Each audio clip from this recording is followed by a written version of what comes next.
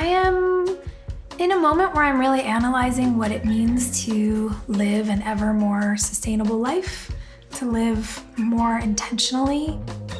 Nature gives us amazing examples of how it builds everything in a closed loop. Everything has a life cycle, everything gets reused.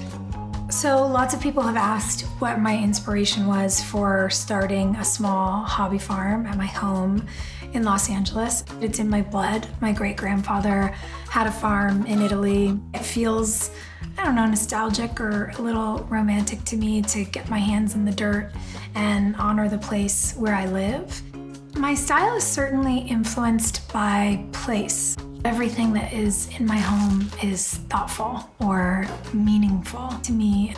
Even if you're not growing or only shopping vintage, which isn't always easy, you can figure out ways to shop in meaningful ways. So whether that's local, whether that's, getting a new bowl that reminds you of a vintage thing that you own so that you know you'll have it forever, there's ways we can be good, conscious consumers.